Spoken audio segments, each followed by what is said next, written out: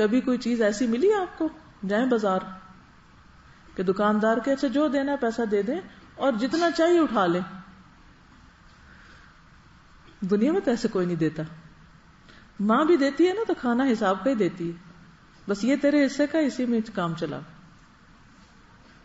یہ monthly pocket money. تو صبر کرنے والوں کو کیا ملے گا؟ نہ ناپا جائے گا, نہ تولا جائے گا, نہ گنا جائے گا. کتنا ہوگا پھر وہ؟ بے حساب. بے حساب. یہ کس پر اجر ہے؟ صبر پر. اور صبر کیا ہے؟ بس روک لو اس وقت اپنے آپ کو, منفی رد عمل نہ کرو.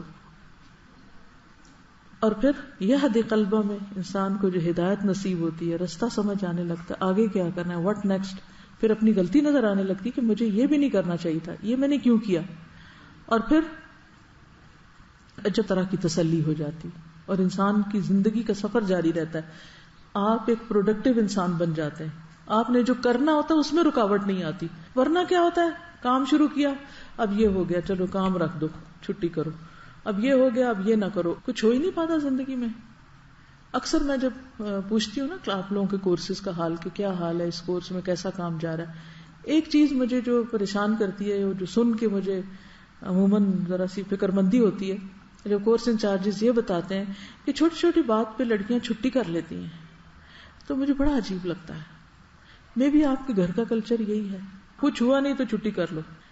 ہمارے والد کوئی بیمار ہو, کچھ کوئی بہانہ چلنا ہی نہیں, چھٹی تو ہے ہی نہیں ڈکشنری میں, الا یہ کہ کوئی بس اٹھ ہی نہ سکے تو اور بات ہے. چھوٹی موٹی باتوں پہ کوئی فوت ہو جائے, آپ کا کیا کام, جاؤ اسکول. شادی ہے, واپس آ کے چلے جائیں گے. کچھ میں کہتی یہ کیا, ہماری کلاس کی ہر لڑکی چھٹی کرتی, ہمیں کیوں نہیں اجازت. وہ بچپن سے ایسی ہیمرنگ ہوئی ہے نا کہ چھٹی نہیں, چھٹی مانگو ہی نہیں. اس کا نتیجہ کیا کہ پھر تھوڑی کام کی عادت پڑ گئی. وہ نفس توڑ توڑ کے, کوٹ کوٹ کے انسان اپنے آپ کو وہ کرتا ہے نا, ایک چیز پہ راضی کرتا ہے. تو اگر آپ لوگ ایک دن بھی مس کر جاتے ہیں تو آپ کا کوئی نقصان کوئی نہیں ہوتا پڑھنے لکھنے میں. بہت ہوتا ہے. وہ آپ اکیلے گھر بیٹھ کے اس دن کو ریپلیکیٹ نہیں کر سکتے, ایک دن اور اضافہ کر لیں. اس چیز کی وجہ سے پھر نہ وہ ہماری تعلیم صحیح مکمل ہوتی ہے, نہ تربیت ٹھیک ہوتی ہے, نہ کچھ اور ہوتا کیا, تھوڑی دیر تکلیف اٹھانی پڑتی ہے. پھر جب آپ آ جاتے ہیں اسکول تو تھوڑی دیر کے بعد پھر آپ آہستہ آہستہ آہستہ, بلکہ وہ گھر پڑے اور بیمار ہوتے ہیں, آ کے اور ٹھیک ہونے لگتے ہیں, اللہ کہ کوئی بہت بڑی مشکل ہو. اس لیے چھوٹی چھوٹی چیزوں کو بہانہ نہ بنائیں, رکاوٹ نہ سمجھیں, پھلانگتے چلے جائیں, کیونکہ زندگی ایک بار ملی ہے, بار بار نہیں ملے گی, کہ تجربے کرتے رہیں. اور جو کام آپ نے نیت کر لی ہے نا, ارادہ باندھ لیا کہ یہ کرنا ہے زندگی میں. مثلاً اگر آپ یہ نیت کر کے یہاں آئے تھے, مجھے نہیں پتا آپ کی نیتوں کا, اگر آپ یہ نیت کر کے آئے تھے کہ ہم نے اس ایک سال میں پورے قرآن کا ترجمہ یاد کرنا ہے, یہ پورے قرآن کو سمجھنا ہے, تو چھٹی کر کے تو پورا نہیں سمجھ سکتے آپ. بریک کر کے, توڑ کے تو بات نہیں بنتی. مثلاً کوئی آپ سے 1000 روپے قرض لیتا ہے, اور جب لوٹاتا ہے کبھی 100 دے دیتا ہے, کبھی 50 دے دیتا ہے, کبھی 200 دے دیتا ہے, توڑ کے گیپ کر کے دیتا ہے. آپ کو کچھ لگتا ہے کہ آپ کو کچھ پیسے واپس ملے؟ اسی طرح اگر آپ کھانا کھا رہے ہیں, 2 نوالے لیے, پھر اٹھ کے وہ کیا, پھر آگے, پھر وہ کیا, پھر ایسا کھانا بھوک مٹاتا نہیں مٹاتا.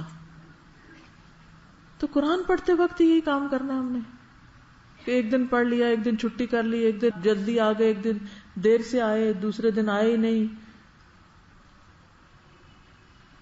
تو ہم کیا چاہتے ہیں کہ اللہ کی کتاب کے ساتھ اسی قسم کا معاملہ کیا جاتا رہے, اور چھوٹے چھوٹے ریزن کی بنا پہ اس کو بس بند کر دیں. ہم تو موڈ نہیں ہے.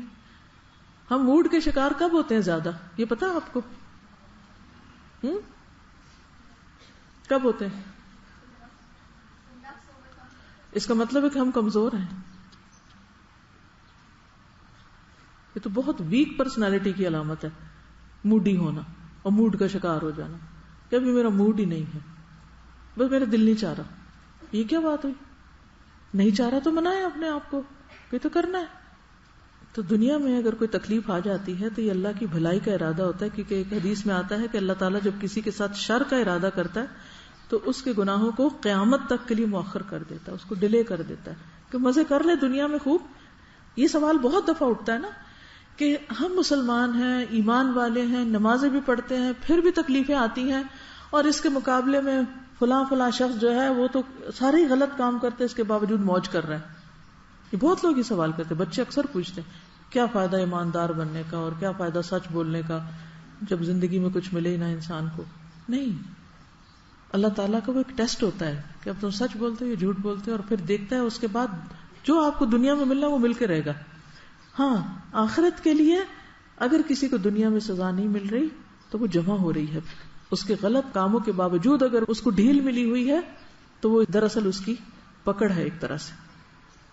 اچھا، بخار کے بارے میں شاید حدیث پتہ نہیں میں نے سنائی نہیں، وبا کی تو سنائی تھی، چونکہ ڈینگی کے بارے میں بات ہو رہی تھی اور بخار کی خصوصاً، تو حدیث میں آتا ہے، حضرت ابو ہریرہ سے روایت ہے کہ رسول اللہ صلی اللہ علیہ وسلم ایک مریض جسے بخار تھا اس کی تیمارداری کے لیے تشریف لے گئے. میں بھی آپ کے ساتھ تھا. آپ نے اس سے فرمایا خوش ہو جاؤ، ابشر. اب آپ کسی ڈینگی کے مریض کو جا کے کہیں خوش ہو جاؤ تو وہ ایک لگائے گا آپ کو، اچھا، لیکن آپ نے فرمایا خوش ہو جاؤ. یہ ایک بہت زبردست کارنامہ ہے نبی صلی اللہ علیہ وسلم کا کہ ہر ڈیفیکلٹ سے ڈیفیکلٹ، مشکل سے مشکل وقت کو آپ نے آسان بنا دیا. یہ ہمارے دین کی آسانی کا خوشخبری ہے. اللہ تعالیٰ فرماتے ہیں کہ یہ بخار میری آگ ہے جسے میں اپنے بندے مومن پر دنیا میں مسلط کرتا ہوں تاکہ اس کی آخرت والی آگ کے عذاب کا بدل بن جائے.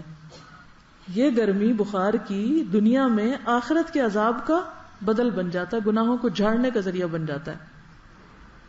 ایسا ہے کہ سیلاب زدہ لوگوں کے لیے آپ کو شاید کلاسز میں بتایا بھی گیا ہو کہ ہم سب اپنا اپنا حصہ ڈالیں اور اپنی طرف سے کچھ نہ کچھ ضرور بھجوائیں.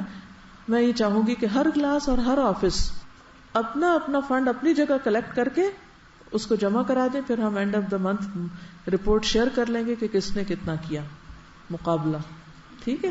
اوکے، جزاکم اللہ خیرا.